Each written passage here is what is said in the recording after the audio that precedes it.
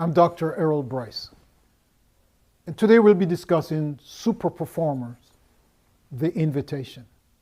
And I will be giving you an invitation that will completely change your life. This invitation you might find to be one of the most life-changing events that you have ever experienced. Yes, we're inviting you to be a part of a phenomenon where everything you touch turns to gold. What? Yes, I'm serious. We're going to be inviting you to be a part of a process where you will be successful in everything you do. Whatever you touch will be successful. Whatever you're a part of will win. Whatever you do, you will find yourself always on top and not the bottom. By the time you're saying, well, maybe you're selling the Spanish Town Bridge or the Brooklyn Bridge, you're one of those selling the Brooklyn Bridge. No. I'm really serious. This is for real. You'll be so successful, it will be unbelievable. As a matter of fact, people will be afraid of you. They'll be afraid to touch you. When people try to hurt you, they'll try to hurt you this way and they'll turn off the next way. I'm going to show you now. Where I get this from is something that you can trust. It's actually from this book called the Bible. Now, you've heard of a lot of different religions. You have evidence-based medicine. You have all of these different things to get information. CNN, Fox TV, the whole thing. Now, the Bible is the only source that can tell you exactly what happened in the past, and it can predict the future 7,000 years ahead. It can tell you everything what's going to happen with each successful political administration. Yep, only the Bible can do that. And so because of this, that I'm using this as a source to tell you how you can be super fabulous. A future leader, a dynamic person, just fabulous in everywhere you go, in everything you do. So let me show you what I'm talking about.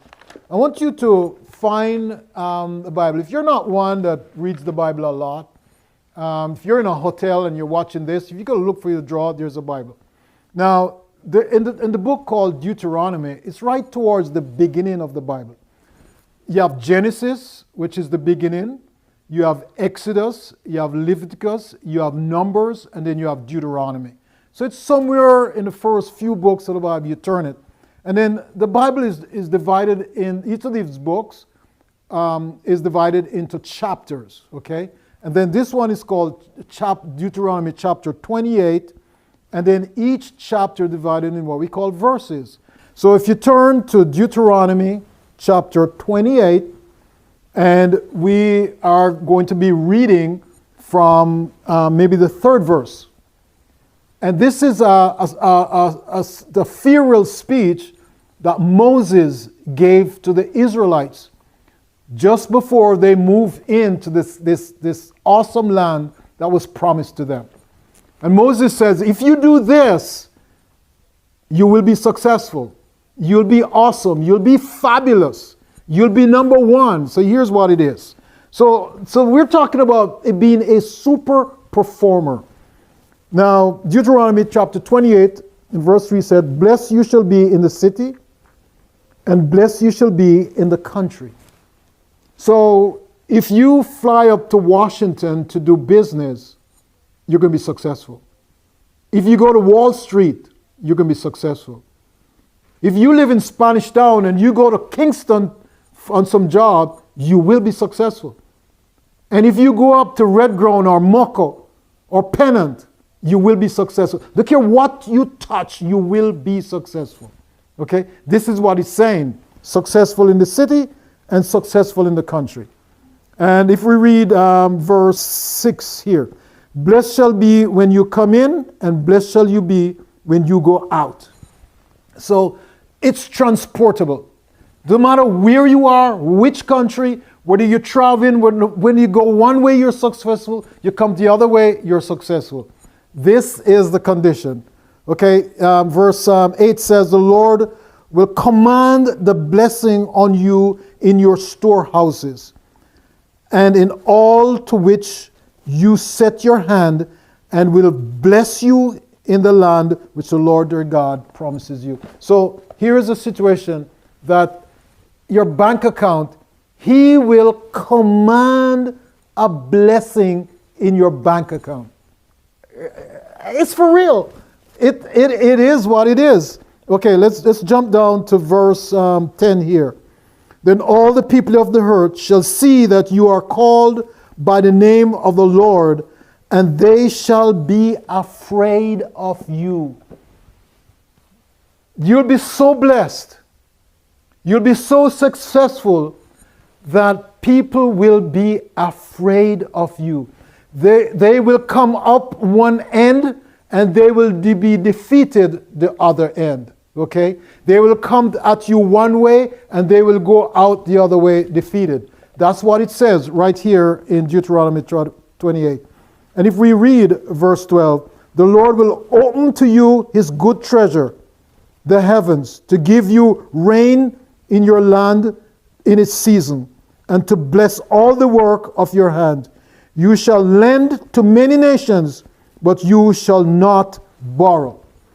When it comes to money, God will be challenging the money through you, and you will be lending to others. You will be blessing others. You will never be in a situation that you have to be dependent on other people for financial support.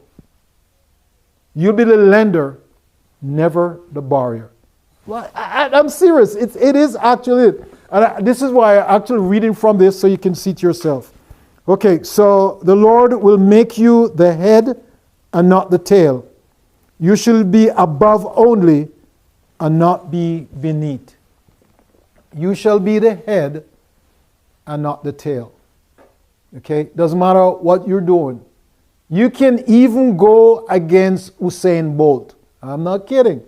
If you're a sprinter and that's where your talent is, and if you accept this invitation, you can even compete with Usain Bolt. No matter what it is, you will be the head and not the tail. So by now you're saying, well, what's the catch? Well, I must confess here, there is a catch. Okay? Everything you touch will turn to gold. But there's a condition. And if you just read in the same source, it shows you the condition. Let me read it for you. It says here in verses 13 and 14, and the Lord will make you the head and not the tail. You shall be above only and not beneath. If, here's a catch, if you heed the commandments of the Lord your God, which I command to you today, and be careful to observe them. You shall not turn aside from any of the words which I command you this day, to the right or to the left, to go after other gods to serve them. In other words, yes, you can get all these blessings. You can get all these blessings. You will be super successful. But you cannot deviate from what He's asked you to do. There is no wiggle room. So you have a situation, you get all these blessings, but the praise goes to Him. All the praise that you get will go to Him. Okay? The blessings you can get. Be number one. No, people will actually afraid of you when you walk into a building. They will not want to hurt you because they know their consequences. Okay? So the situation is you get the blessings for yourself. There is no wiggle room. Everything He asks you to do, you have to do it. And you give the praise to Him. And there's one more catch. There's a job that He wants you to do. Okay? He has this job that He must do. Okay? And I'm going to turn to it very quickly so you understand it. Matthew 24 and verse 14. Here it is. And this gospel of the kingdom will be preached in all the world as a witness to all the nations, and then the earth shall come. In the same chapter, Matthew 24 and verse 7, it talks about COVID-19. So in a context of COVID-19 and all the things that's happening before you, there is this job that he wants you to do. So yes, you get all these blessings. It's there for the taking. And brother, I will take it. However, he wants you to get the blessing, but he wants you to praise him.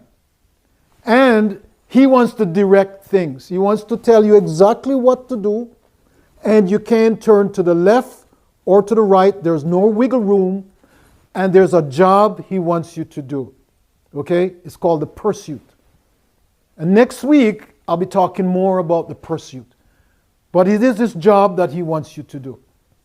So it is a formula that I looked at it and I decided that I'll take these blessings. And I'll just follow everything that he wants me to do. So it's quite a task, because he's gonna direct what you eat. He's gonna tell you you can eat this and you can't eat that. He's gonna tell you when to eat. He's going to tell you what, like for instance, he's going to tell you that he doesn't want you to eat at nights. He wants you to eat, get most of your food towards the morning. And he'll explain to you all of that. He'll explain to you what you can eat, what type of food to eat, how much exercise to get, when you go to bed, who you talk to, how you talk. He's going to dictate everything. He's going to determine which day you go to church, which day you work. All of this, he's going to dictate it. And in return, you're going to be a hot shot. Now, I'm really serious. You're going to be fabulous. You're going to be fantastic. You're going to be super, super rich. Maybe not in financial goods, but you will be such a blessed person, a happy person, a successful person, that people look at you and they're asking, where him come from? Where is this guy from? I'm really serious. So if you're willing to give the praises to him, so when people look at you, these blessings, you don't show off and say, I did it by myself, but you show how God worked in the situation for you. So you praise him in everything. They talk about give all glory to him. Okay? So everything that happens to you, all these blessings, you point to him. Okay? That's the condition.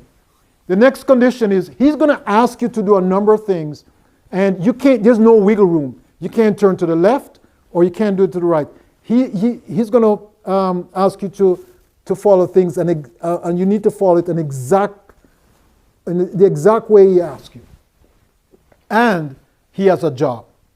You see, he came to save the lost.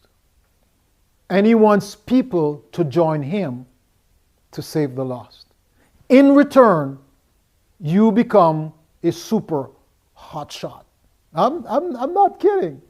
I was in Canada colporting, selling religious books. And one day I got this impression that he wanted me to do something. I was in a little town called Elliott Lake, Ontario. And it was in the middle of winter, somewhere around January or February. And I was driving this little car from Elliott Lake to Marathon, Ontario. And when I got there, I started knocking doors. And this was in the middle of winter. For those who remember physics, if you should look at the Fahrenheit thermometer and the Celsius, this place is so cold that there was no difference between Fahrenheit and Celsius. It was the same. It's almost minus 40. That's how cold this place was. And so your ears can freeze in 10 seconds. And so you wear something called muffs to cover your ears. You can't even go out with your ears exposed. And I was going knocking doors. And I knocked one door, and as I knocked this door and walked in, I heard, come in. So I opened the door, and I went in. I was so glad to get out of the cold. When I walked in, there was this man sitting in the living room fast asleep. So I said, wow. So I walked in, and as I walked in, he woke up. And he was startled. He said, who are you? What are you doing in my house? And he got up and he jumped towards me and said, get out, get out, get out. And I had this big brown heavy bag carrying with me. And he started pushing me, and I started going back and pushing me back and I opened the door quickly, and I said, my bag, and he was pushing me, and I got to the back porch outside. Now there's a little walkway, a little ledge, a little porch, and he pushed me over the porch. I got airborne and landed on my bottom in a pile of snow. And then he went for my bag and he threw it on my chest. Now, I could hear my bones going, and immediately, in the panic, in the chaos, I heard a voice saying, get up, get up, get up, walk quickly, get up, get up, get up, walk quickly. The voice was as clear as day. I got up, I grabbed my bag, and I started walking quickly to the next door. Didn't understand anything. I just heard the voice. Remember, you will hear this little voice, and it will whisper and tell you exactly what to do in every moment. If you're buying stocks, this little voice will tell you which stock to buy. It will tell you when to sell, when to buy. This little voice will be with you. So I heard a voice, get up, quickly, walk. And so I got up and I walked quickly to the next door. When I got to the next door, there was a woman all dressed in her hood, her winter coat, and she stood where the screen door was in her back, and she had her key in the lock. And as I walked up her driveway, she said to me, sir, where have you been? We've been looking for you. Come on in. And I walked in, and as I walked in, she said, put down your bag here. So I put down my bag. And she said to me, you have a big spread with a display with all the books on it. Take it out and put it on the ground. So I took it out and I put it on the ground. And she said to me, of these sets, I need 4 sets of this. This one here, I need 5 sets of this. And this one here, I need 10 sets of this. And this set, she is almost a month's supply of books she ordered. And she knew everything. And then she said to me, you have an invoice, okay? And there's a place that I'm supposed to sign. Let me sign it. So I gave her the empty invoice, and she signed it. And then there was a check under this little lamp, and she said, here is the down payment. And I said to her, ma'am, how did you know about all of this, of what I was selling? And she said, you went to my sister a few days ago, and you sold her 3 sets of books for the children, for adults. And I went by and I was visiting her, and I asked her, where is he? Where did he go? And she said, I don't know where he is, but he says he's going to everybody's house. So if you just wait, he'll come to your door. So she said to me, sir, I'm so glad you made it. I'm leaving for Europe, okay? And I'm a little bit late for my flight. So I want you to just fill in, there's the down payment. And by the way, I prepared a meal that I couldn't eat. I just put it in the refrigerator. You can go take out that meal and you can eat it. And then when you're leaving, here is how you close the door. And she showed me how to close the door. And I sat down there. She left me in her house. I went inside and there was a steaming pot of rice and fish. Those days I used to eat fish. And I had a big dinner. There was a salad and a sumptuous meal. And I sold, I don't remember exactly now, it's about $2,000 of sales in one day. He will bless you when you come in, and He will bless you when you go out. If you will just listen to that voice, get up, get up, get up, move quickly, get up, get up. Had I stayed in that house 1 minute, I would have missed her. I would have missed her. Friends, it is for the taking. But He has this job, this invitation. And we're looking for 7,000 individuals, 7,000 laymen, 7,000 individuals who would just say, yes, I want to be successful. I want that success. We're asking for 7,000 people to come forward. This gospel must be preached to all the world, to every nation as a witness. Then the end will come. God is making a trade-off. He's giving you all these blessings, but in return, He wants you to give Him the praise, and He wants you to help Him with this job. He wants everybody to share in these blessings, and He needs you to be a part of this. There was a recent survey of all the universities in the world, which university the graduates are earning the highest. Yep. Was it Harvard University that got the award? That on average, each graduate is earning higher than any other graduate. Is it Yale? Was it Johns Hopkins? Well, it turns out that it was a little Christian university called Loma Linda. You'll be the head and not the tail. If you just follow what He asks you to do. Simple as that. I had the privilege of being accepted into a prestigious internal medicine specialty program, upstate New York, Wilson Memorial Hospital. And the first day of my rotation, the director of the program was Dr. Roy Gill, and he was the attendant that day. In other words, he was in charge of rounding with the patients. And that day was the darkest day of my entire life. Something happened that I was so ashamed.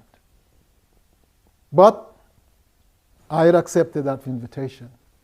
But even in the darkest day, even in the most shameful situation, He comes through.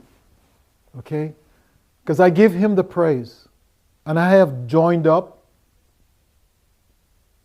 with those who are deciding to take this message around. So, during that day, they were introducing all the doctors. So the way things are, you have the patient and the bed, and then you have the professor, and then you have about 4 to 6 junior doctors who are here. They're all graduates, and they're doing a specialty in internal medicine. And, I was towards the back, trying to hide, a little bit afraid of the first day of the residency rotation in internal medicine. And the professor asked everyone to introduce themselves. And one person, he was from Tufts University. The other one was from Johns Hopkins and Harvard, and all these big programs that everybody knows about. When it's time for me to introduce myself, I said, my name is Errol Bryce, and I graduated from University of Montemorelos. And everybody turned and looked at me as to say, where? And so I started explaining, University of Montemorelos is, when I realized it was a rhetorical question. They already started talking. They totally ignored what I was doing.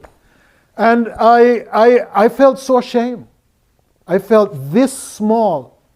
And as I sat at that bedside, feeling so ashamed that I came from a university that nobody knew about, I woke up in time to hear him asking the question, we want you to examine this abdomen and tell me what you find. The first person from Harvard, he examined the abdomen, and he said, this patient has a left upper quadrant mass. Next person went after him and examined the abdomen and said, well, this person has an enlarged spleen. The next person went after him. I think she was from University of Iowa or something like that. And she said, yes, I agree, this patient has an enlarged spleen. So it was my turn. So I walked up and I was almost at the foot of the bed. And I could look at the abdomen. I definitely could see a little bit of a asymmetry. So I knew there's something there. So I went and I examined the patient very well. And before I put my hand on the abdomen, I listened. And I listened to all 4 areas, they call them quadrants, of the abdomen. And then I percussed. And I got a feeling. And then nobody did any of this. And so I was taking a longer time. And when I put my hand on the abdomen, I realized that that was not a spleen. And I started saying to myself, should I just say a spleen like everybody else? And the little voice said, you can't wiggle to the right, you can't wiggle to the left, you have to tell the truth. So I said to him, sir, I'm sorry, but I don't think this is a spleen. I can't feel a notch. When I asked the patient to take a deep breath, there was no movement. I really don't think this is spleen. I think the patient either has a mass in the intestine or the kidney is enlarged.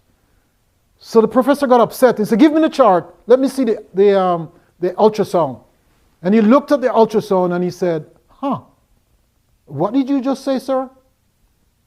And I told him again. And he said to me, would you tell all the other doctors exactly how you came to that conclusion? Friends, he will pull you up and make you the head and not the tail. When I graduated from that program, there were 6 awards offered by the program. I received all 6 awards. Best read, outstanding performance. Yeah, as a matter of fact, that year they only offered 2 awards instead of 4. 1 week before, I received an award. I received in the graduation 2 awards. And 1 week later, the operator called me and told me there was a package at the operator. It was a 4th award. Then the State University of New York gave an award, and then American College of Physicians also gave an award. All 6 awards I received. The American College of Physicians was a merit award for outstanding research. God blesses. And He has this invitation for you. He wants you to be blessed when you come in and blessed you. We're looking for 7,000 people to line up for this. And next week, I'm going to talk to you about the pursuit, the job that He has for you. May God bless you. See you next week.